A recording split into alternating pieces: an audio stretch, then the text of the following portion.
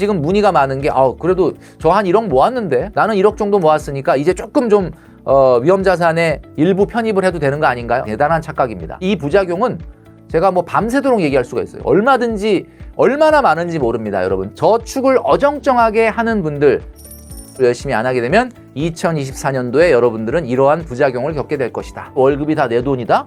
이거는 천만의 말씀입니다. 이게 내 돈이 아니에요. 지금 나의 젊음과 열정을 갈아 넣어서 지금 열심히 살고 있잖아요. 이게 우리가 머신이 아니에요. 이게 기계가 아니에요. 언젠간 우리의 능력과 건강이 줄어들게 됩니다. 그렇기 때문에 우리가 돈을 벌고 있다면 지금 우리 돈의 50%는 IRP 추가 납입. 이런 거 괜찮지 않습니까? 여러분, 종신보험, 변액연금, IRP 이 유사저축의 세계에 발을 들이게 되면은 마치 이것만 하면은 뭐가 내가 굉장히 해결될 것 같지만 돈을 모을 수 없게 된다.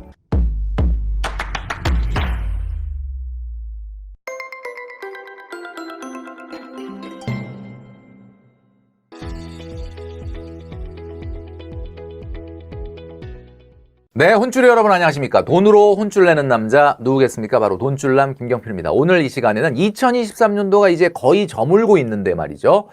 올해는 돈을 잘 못 모았지만 내년에는 정말 나도 이를 악물고 돈을 한번 모아봐야 되겠다라고 생각하시는 분이 있을 텐데, 이렇게 정말 저축을 열심히 하지 않게 되면은 생기는 부작용이 있습니다. 그 부작용이 무엇인지에 대해서 오늘 말씀드릴 테니까요. 영상 끝까지 시청해 주시면 좋겠습니다. 자, 우리 혼쭐이 여러분, 제가 이제 자주 이런 애칭을 쓰고 있는데 많은 분들이 혼쭐이가 뭐야? 라고 댓글에 달리신 분을 봤어요, 제가.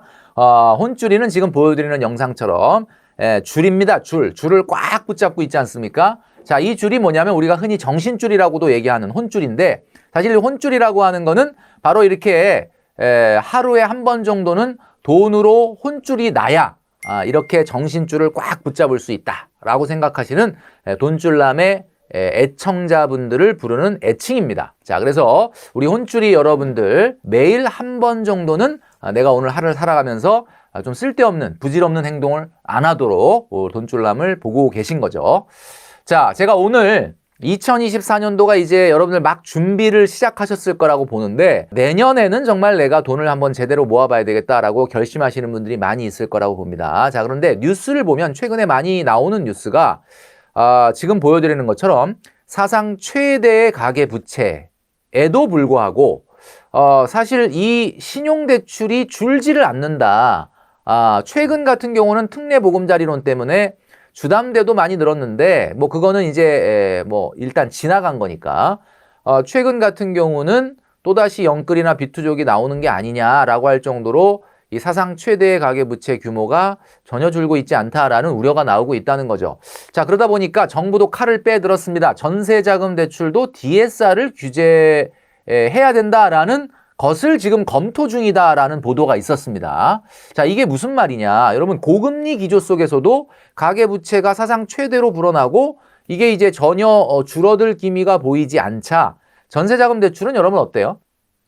전세자금 대출은 DSR을 안 보지 않습니까? 보통은 전세 보증금의 80%까지 해주기 때문에 대출 자체가 다른 거에 비해서 심사가 굉장히 쉽고요.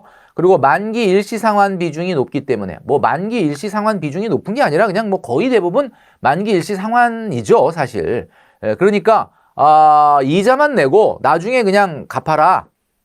이게 이제 아무래도 신용대출이나 마이너스 통장처럼 소비되는 대출은 아니고 전세금을 빼서 이사 갈 때 갚을 수 있기 때문에 아마 은행이 이런 조건을 다는 것 같은데, 자, 이러다 보니까 결국은 전세자금 대출 이자가 대출을 늘어나게 하는 주범이 아니겠느냐. 그래서 금융당국은 DSR 규제를 예외 없이 전세자금 대출에도 적용하겠다라는 것을 지금 검토 중이다라고 합니다.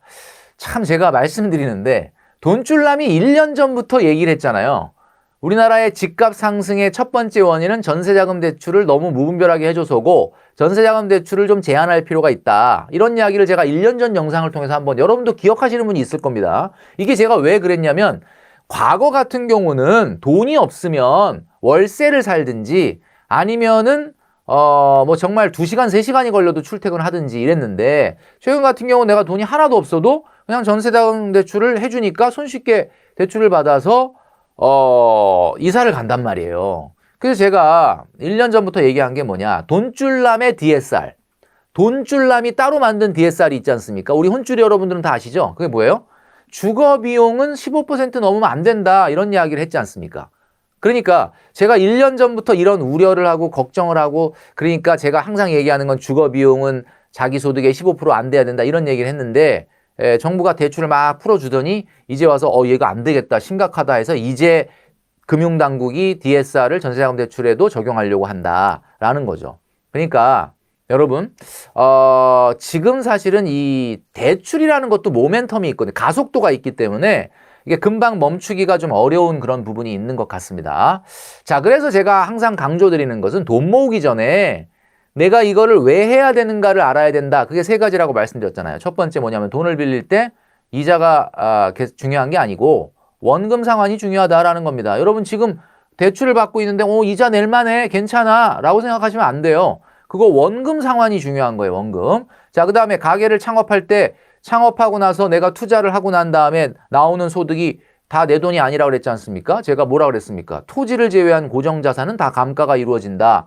그러니까 여러분들이 투자한 투자금 회수를 해야 될 거 아닙니까? 그러니까 여러분들이 받는 지금 사업소득이 다 여러분께 아니다. 그럼 직장인도 마찬가지거든요. 직장인도 월급을 받을 때 월급이 다 내 돈이다? 이거는 천만의 말씀입니다. 이게 내 돈이 아니에요. 왜냐하면 사람은 토지가 아닙니다. 사람은 토지가 아닙니다. 감가가 됩니다. 우리의 경제가치도 돈줄남도 그리고 우리 혼줄이 여러분도 지금 나의 젊음과 열정을 갈아 넣어서 지금 열심히 살고 있잖아요. 이게 우리가 머신이 아니에요. 이게 기계가 아니에요. 언젠간 우리의 능력과 건강이 줄어들게 됩니다. 그렇기 때문에 우리가 돈을 벌고 있다면 지금 우리 돈의 50%는 우리 돈이 아니라 미래의 우리 돈이다. 이렇게 여러분들 생각해야 된다라고 말씀드렸지 않습니까? 그 부분을 우리 혼줄이 여러분들은 이건 거의 헌법처럼 생각하시는데 그게 돼야지 된다. 자, 최근에 말이죠. 주식에 대한 질문을 좀 많이 받고 있습니다. 제가 주식 전문가는 아니지만 저도 30년 이상 주식 시장을 관찰하고 주식을 투자했다, 안 했다. 저는 이제 장기 투자보다는 주로 메뚜기를 뛴다고 말씀드렸는데 최근 주식 시장 과연 바닥일까? 자, 이게 코스피의 지난 30년간의 그림입니다. 여러분 어떻습니까? 지금 최근에 2021년도 6월에 최고점인 3,316을 찍고 지금 내려왔다가 올해는 좀 상당히 괜찮았어요. 지금 보여드리는 게 이게 올해예요. 그랬다가 올해 올라갔던 거 다 반납했죠, 최근에. 올해 올라갔던 거 다 반납하고 이제는 진짜 바닥이 아니겠느냐. 지금의 주가 시점이라고 하면 2020년 초반의 상태로 돌아온 거예요. 코로나 이전 상태로 지금 주가 수준이 내려온 거예요. 그런데 많은 분들이 지수만 보고 있는 분들은 그러면 코로나 전에 2020년대 지금 여러분 한번 보세요. 지금 여기지 않습니까? 근데 지금 2020년 이 코로나 급상승 이전의 상태로 돌아왔으니까 야, 그러면 진짜 싼 거구나. 야, 코로나면 벌써 3년 전인데 그 전의 가격으로 돌아갔으니 얼마나 싼 거야. 라고 생각하시는 분은 그건 지수만 본 분들이거든요. 지수는 당연히 그런데 지금 지수는 2020년 시작점과 지금이 비슷하지만 여러분 아닙니다. 지금 이렇게 주식이 떨어졌다 하더라도 그때 상위 20개 종목과 지금 상위 20개 종목은 완전 달라요. 지금은 엄청나게 비싸질 대로 비싸진 주식들이 생긴 거예요. 그러니까 지수만 놓고 보면은 그거지만 지금 여러분 조정이 완벽하게 끝났다라고 확언하기는 어렵습니다. 제가 보기엔 제가 지난주에 말이죠. 오랜만에 14개월 만에 프리한 닥터 여러분 아시죠? TVN의 프리한 닥터에 출연했습니다. 제가 1년 전에 출연한 영상을 한번 꺼내보니까 이런 영상이더라고요. 제가 무려 3번을 출연했더라고요. 저도 기억을 못했는데 당시에는 MC가 오상진 아나운서 말고 황재성 씨가 이렇게 나왔었어요. 그리고 이게 제가 3번 정도 출연한 영상인데 제가 그때 무슨 얘기를 했나라고 한번 꺼내봤더니 황재성 씨가 그때 이런 이야기를 했습니다. 이게 정확하게 14개월 전이거든요. 이런 질문을 했습니다. 멘토님, 주식 이제 좀 조정이 됐는데 어떻게 좀 들어갈까요? 이런 질문을 했거든요. 그래서 제가 뭐라고 그랬냐면 제가 주식 전문가는 아니고 매일같이 차트를 분석하는 사람은 아니지만 경제적인 경기 변동이라든가 여러 가지 상황을 고려했을 때 제가 뭐라고 얘기했느냐. 들어가시면 조정 후라서 조금 오를 것 같긴 하다. 그런데 아마 제가 머지않아 곧 제자리로 돌아올 것이다. 이런 이야기를 했더라고요. 근데 제가 이제 지난주에 출연을 해보니까 황재성 씨는 이제 안 나오고 이지혜 씨가 샵 아시죠? 샵에 이지혜 씨가 나오던데 웃기는 거는 뭐냐면 똑같은 질문을 14개월 전에 했던 질문을 똑같이 하더라고요. 이 황재성 씨가 했던 질문. 그래서 제가 똑같이 뭐라고 얘기하고 왔냐면 조정이 좀 깊어진 건 있기 때문에 아마 지금 사면 연말까지 또는 내년 초까지는 조금 상승할 수도 있지 않을까 생각한다. 그러나 사실 큰 틀에서 봤을 때는 국내 주식 같은 경우는 아마 조만간 또 제자리로 돌아올 가능성이 높다. 제가 똑같은 얘기를 했거든요. 여러분 아시겠지만 지금 최근에 여러분 뭐 주가의 랠리를 보면서 지수만 쳐다보고 있는 분들은 주가가 굉장히 싸진 거 아닌가라고 생각하는데 그 사이에 3년 전과 지금의 여러분들 주가를 주도하는 시가총액 상위 20개 종목은 완전히 바뀌었고 달라졌기 때문에 사실은 저는 뭐 돈줄남이 주식 얘기하는 건 좀 어색하긴 한데 1억 정도 모으신 정도의 저축 속도가 나는 우리 혼줄이 분들 중에 굳이 조금 그래도 지금 조정이 있을 때 주식에 들어가야 된다라고 만약에 말을 한다면 저는 S&P 500이나 코스피를 기준으로 봤을 때 S&P 500은 최고점 대비 지금 한 90%까지 회복이 됐고요. 코스피 같은 경우는 최고점 대비 한 70%까지 회복이 됐는데 그러면 훨씬 코스피가 싼 거 아닙니까? 그죠? 70%밖에 아직 회복을 안 했으니까. 그렇지만 저는 굳이 얘기하자면 S&P 500이 더 낫다라고 생각을 합니다. 왜냐? 그 내용은 제가 다음 영상에서 한번 그 이유를 말씀드릴 거고요.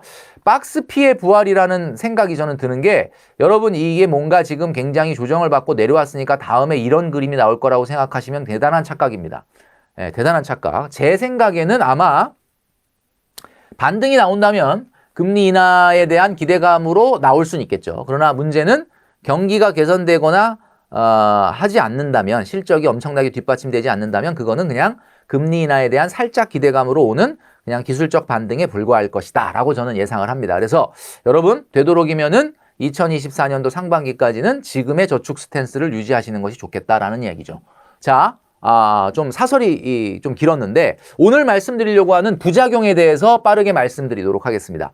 여러분 저축을 소홀히 하게 되면 생기는 부작용이 뭐냐? 첫 번째, 투기적 성향이 증가한다라는 거죠. 제가 좀 전에 돈줄남이 오랜만에 주식 얘기를 아주 살짝 조금 했는데 그만큼 지금 문의가 많은 게 그래도 저 한 1억 모았는데 돈줄남이 어느 정도 저축을 하지 않은 상태에서 섣불리 주식은 하지 말라고 했는데 나는 1억 정도 모았으니까 이제 조금 좀 위험자산에 일부 편입을 해도 되는 거 아닌가요? 좋은데 일단 저축을 너무 안 하게 되면은 투기적 성향이 강해지기 때문에 굉장히 위험한 걸 자꾸 하려고 하고 하이 리스크에 도전하게 된다. 이게 이제 굉장히 부작용일 수 있다는 겁니다. 이 부작용은 제가 뭐 밤새도록 얘기할 수가 있어요. 얼마나 많은지 모릅니다. 여러분 투기적인 성향. 대표적인 것이 바로 뭐죠? 스마트폰 중독 현상이 심화됩니다. 그렇지 않아도 이 스마트폰 보는데 정말 하루 종일 굉장히 많은 시간을 그죠? 여러분도 쏟아붓고 계실 수도 있는데 여러분 스마트폰 중독 현상은 여러분들의 일상생활과 여러분들의 자기개발과 성장을 방해한다라고 말씀드렸죠. 스마트폰 중독 현상은 굉장히 부작용이 심하다라는 말씀을 드립니다. 자, 그 다음에 세 번째로 말이죠. 수익률 강박이라는 증상이 생깁니다. 그러니까 내가 이제 저축을 많이 안 하고 투자를 하게 되면 이 작은 자본으로 단시간 내에 좋은 수익률을 보여야 되잖아요. 그러다 보니까 수익률 강박에 포모가 생긴다. 우리가 여러분 기억하십니까? 한 3년 전에 한창 유행했던 말인데 포모족이라는 게 있었어요. 포모족이 뭐냐? 이게 이제 뭐 영어로는 fear of missing out이라고 하는 miss out이라는 게 뭐 이렇게 뭐 누락된다 뭐 이런 뜻이잖아요. miss out. 그러니까 missing out이라는 게 누락된다. 놓친다. 놓친다라는 표현이 좀 낫겠네요. 놓친다. 그러니까 뭘 놓치는 거 아닐까? 내가 남들은 다 하는데 내가 이걸 못해서 좀 뒤처지는 거 아닐까? 라고 하는 것에 관련된 두려움이 fear of missing out인 것 같아요. 보니까 이걸 줄여서 FOMO라고 하는데 공포와 염려. 내가 주식 투자를 안 했을 때 생기는 어떤 위험.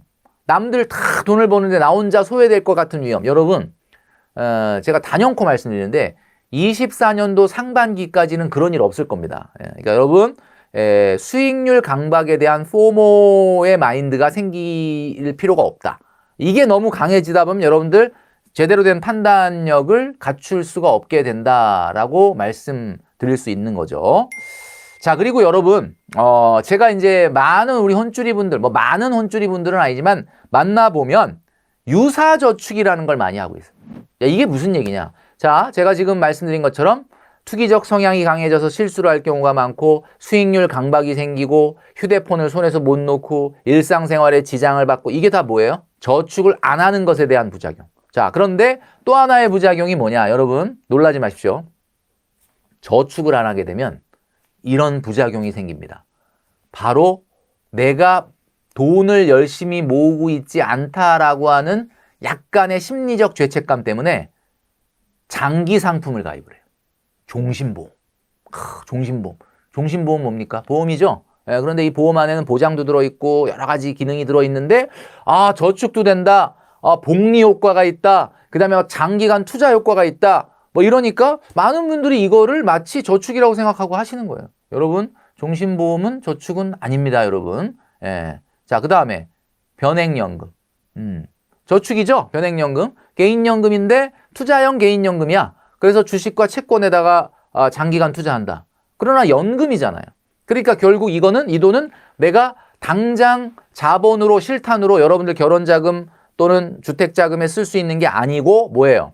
이거는 뭐 20년, 30년 후에나 나한테 노후자금으로 도움이 될지 안 될지 뭐 최근에 수익률을 봤을 땐 도움 안 될 것 같은데 하여튼 뭐 어쨌든 이것도 어디다 쓰는 건 아니니까 도움이 되는 거 아니냐. 물론 도움이 되겠죠. 근데 문제는 이렇게 장기 저축을 하게 되는 이유가 뭐냐.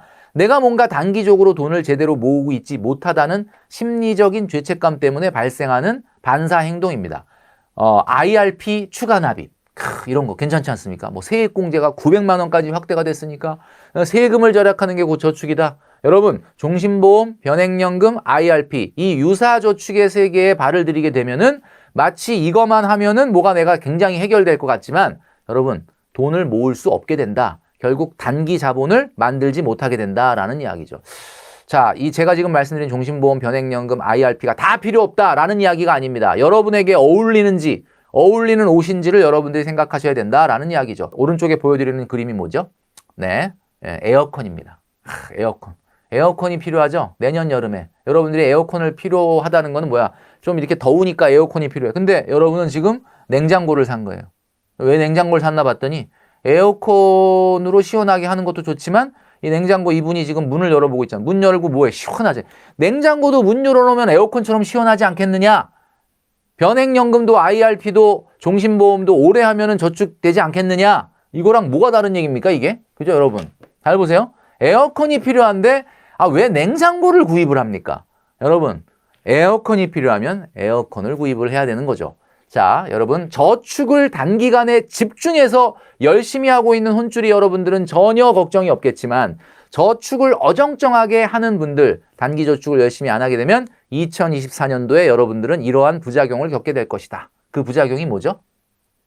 강박, 포모, 그 다음에 굉장히 투기적 성향이 강해지고 여러분들의 성장이나 여러분들의 발전을 저해할 정도로 심각한 휴대폰 중독이 될 수도 있고요. 그리고 자칫 장기 상품, 복리라는 말에 넘어가서 장기 상품을 하게 될 수도 있다라는 이야기입니다. 자, 그래서 오늘의 돈줄 한마디. 여러분, 2024년도 여러분 각오하신 대로 단기 저축을 열심히 하겠다라고 하는 마음의 허리띠를 꽉 동여 매시고요. 2024년도에 받게 될 월급도 공금입니다. 여러분들은 그 공금을 관리하는 관리자다라는 생각을 한시라도 잊어버리시지 않도록 하는 여러분들이 되시기를 바라겠습니다. 월급은 바로 공금이다.